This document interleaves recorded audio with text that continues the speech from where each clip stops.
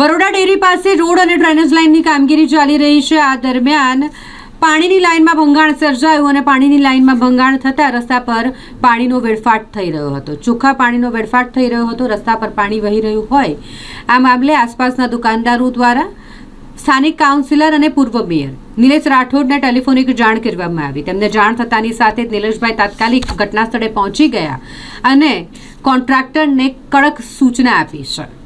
જે રીતે કોન્ટ્રાક્ટરો દ્વારા ઠેર ઠેર કામ કરવામાં આવે છે અને બેદરકારી દાખવવામાં આવે છે કામગીરીમાં, અને જેના કારણે આપણે જોઈએ છે કે છાસવારે આ બનાવો બને છે કે કામગીરી ચાલી રહી હોય ડ્રેનેજ લાઇનની કે પછી કોઈ પણ પ્રકારનું ખોદકામ ચાલી રહ્યું હોય, આ દરમિયાન પાણીની લાઇન હોય કે ગેસની લાઇન હોય તેમાં ભંગાણ સર્જાય અને નુકસાન ભોગવવાનો વારો આખરે વડોદરા મહાનગરપાલિકાને જ આવતો હોય છે અને પાણીનો વેડફાટ થાય છે અલગ। અહીં પણ બરોડા ડેરી પાસે જ્યારે રોડ અને ડ્રેનેજની લાઇનનું કામ ચાલી રહ્યું હોય આ દરમિયાન પાણીની લાઇન તૂટી અને પાણીની લાઇનમાં ભંગાણ થતાં પાણીનો વેડફાટ થઈ રહ્યો હતો।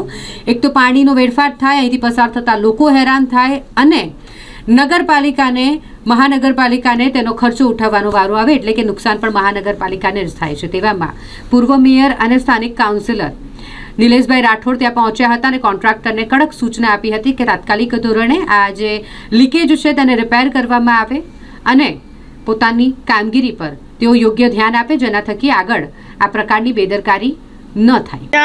બરોડા ડેરીથી પ્રતાપનગર સુધી વરસાદી ગટરનું કામ ચાલી રહ્યું છે। એ દરમિયાન અહીંયા ગાડી કોન્ટ્રાક્ટર દ્વારા જે પાણીની લાઈન છે એ તોડી નાખવામાં આવી હતી।